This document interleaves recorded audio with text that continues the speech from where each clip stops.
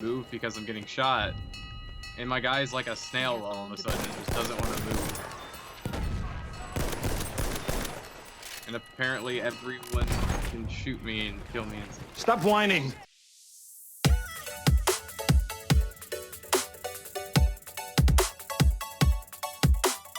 What's happening, guys? It's your buddy Grizz, and welcome back to another installment of my Battlefield 1 weapon review series, the series where I horribly mispronounce every weapon in the game's name because, well, they're really hard to say for an ignorant anglophone like myself. Last episode I called the Gewehr the Gewehr, and in this episode I'll be butchering the Mondragon's name. Actually, how was that? Mondragon. I even looked up a video on how to pronounce it this time, so I hope I did good. So yeah, the Mondragon Self Loading Rifle is the subject of today's review, and this is our second medic weapon we've done so far, so happy meat pie for that. By now you should be familiar with the different types of weapons that are used by each class, so yeah, this is a self-loading rifle for the medic class, which means it's a semi-automatic weapon. Let's look at them stats. The Mondragon will do a max damage of 40 inside 26.5 meters before damage begins to drop off, ending at 51.5 meters where it will do its minimum damage of 35.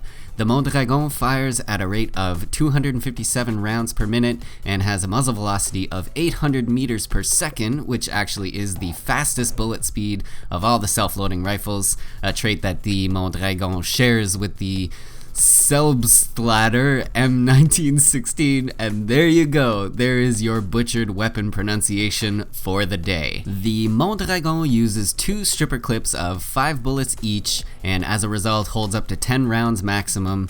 Reload times are 1.13 seconds for each stripper clip and 0.8 seconds for each single round, but that's not including the animation delays that occur before and after you start reloading, which are 1 second and 0.5 seconds respectively. Alright, so what's the takeaway from all of that? I would say the most impressive aspects of the Mondragon would be its high muzzle velocity and the excellent damage model. Seeing that it does a minimum damage of 35 at any range, that basically means that this weapon will 3-shot kill from any distance. Unless you hit the guy in the foot 3 times, it might take an extra bullet to down him if you hit him in the foot 3 times. But yeah, for the most part, it's a 3-shot kill at any distance. Couple that with its ability to do 40 damage up to 26.5 meters, you got yourself an extremely effective medium to long range option for the medic class. As is the norm with Battlefield 1 weapons, the Mondragon comes in 3 different variants. There is the Storm variant, the Optical variant, and then the Sniper variant. The Storm variant of the Mondragon is going to be your best option for close to, say, medium range combat, as it has the reduced recoil compared to the other 2 variants, and is equipped with a foregrip and iron sights only. Actually, while we're on the topic of the iron sights, I really feel like the Mondragon has one of the best iron sights of the self-loading rifles, maybe of all the weapons in the game. They're very non-obstructive and have a nice, I don't know, pointiness to them, for lack of a better term. I find the pointiness is easier to be more accurate with over, say, like a weird ball type sight, like as is like the one on the M1907. So yeah, very nice iron sights on the Mondragon, but that doesn't really matter on the optical variant because it comes with a magnifying leaf sight as well as the foregrip. So essentially the optical is the same thing as the Storm, but with the addition of an optic. It does, however, have more recoil than the Storm. The Storm, that's its big selling point, is it has the lowest recoil compared to the other 2. So the optical does have a little more recoil than the Storm, however, making it a little bit more geared towards medium range, even if it is ever so slightly. Finally, we have the Sniper variant, which is obviously for longer range, as it comes equipped with a bipod and a higher magnification optic that offers zoom levels from 2.5 to 4 times magnification. And if you ask me, the choice of variants is really between the Storm and the Sniper. The optical variant does give you that little bit of zoom, I guess, that the Storm doesn't offer, but you can still be effective at medium range with the Storm variant, so I really don't see a whole lot of point to using the optical variant over either the Storm or the Sniper. It's gonna boil down to what kind of playstyle you would like to employ, and maybe what map you're playing as well. to determine which variant would be best to use, I guess, in any given situation.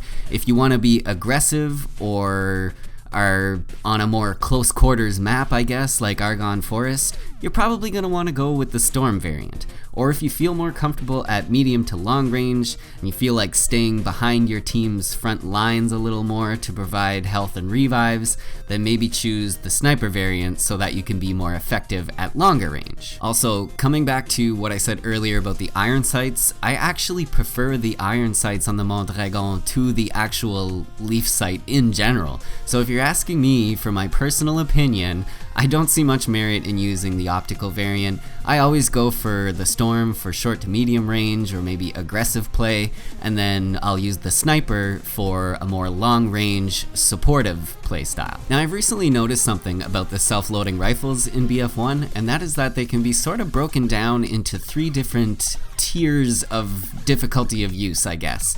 Each weapon's max ammo capacity is also kind of a good way to tell how difficult the weapon is going to be to use.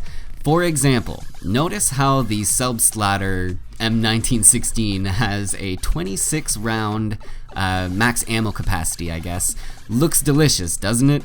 All those bullets you can fire without having to reload, that's amazing, right? Best medic weapon ever, right? Well, that's debatable at the very least. While the M1916 is kind of widely considered to be one of the best weapons available for the medic class, the only thing it really has over the other rifles in the class is that large magazine size. It actually has the worst rate of fire of all of them, and since it's magazine fed, it actually takes the longest to reload as well. Rate of fire on a weapon is an extremely important statistic, as it plays a huge role in time to kill, even on a semi-automatic rifle. Now this, Selbstlader versus the Mondragon, it's very up for debate, but I for one believe that the case could be made for either weapon. But let me just give you a scenario to help illustrate the point that I just made a second ago. Let's say you've got 2 enemies closing in on you. Let's say you're hidden for the sake of this scenario. They don't know you're hiding nearby, so they run past you and you move in to take them out. What do you think is going to help you more in this situation? A larger magazine or a faster rate of fire? As soon as you squeeze off that first round, your cover is blown, and both of them will instantly know that there's someone behind them. This means that you're gonna have to take them out quickly, both of them, as quickly as possible, and if you ask me, I will take rate of fire over ammo capacity any day in this situation.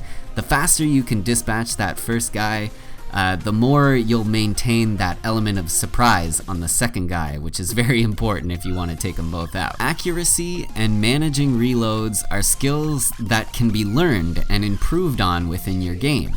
Rate of fire, however, is a static value on the weapon that you're using. No matter how fast you click your mouse, you cannot make a weapon fire faster than its rate of fire will allow for. So for this reason, I would say that while it may take a little more skill and smarts to use, the Mondragon is a much more effective rifle than the M1916. Now I could go really in depth on all that stuff, but perhaps that is a topic for another video at another time. Let's get back to finishing up things with the Mondragon specifically here. So in regards to that tier of difficulty I mentioned, I'd put the Mondragon in the middle tier, meaning it takes slightly more skill to use. Since it can only hold 10 rounds at a time, you gotta be pretty accurate with your shots. But on the upside, it will 3-shot kill from any distance. It has the highest muzzle velocity of the self-loading rifles, and its rate of fire is decent. It's not the fastest of the group by any means, but it's alright. I would recommend using the Mondragon as your medium to long range option for the medic class. It can definitely hold its own in close quarters, but I think its strengths really lie at medium to long range. For this reason, I'd probably say the Sniper variant makes the most sense to use out of the 3, but like I said earlier, the Storm variant is pretty beastly as well. That's gonna do it for this episode, guys. Thank you so much for watching, as always. Check out my previous review of the Gewehr 98 sniper rifle if you haven't already. Also, if you're new around here, I'd love it if you hit that subscribe button, guy. I am currently working on hashing out a better plan, I guess, for letting you guys know when I'm live streaming as well. We'll update soon, and I will see you all in the next video real soon as well. Peace, people.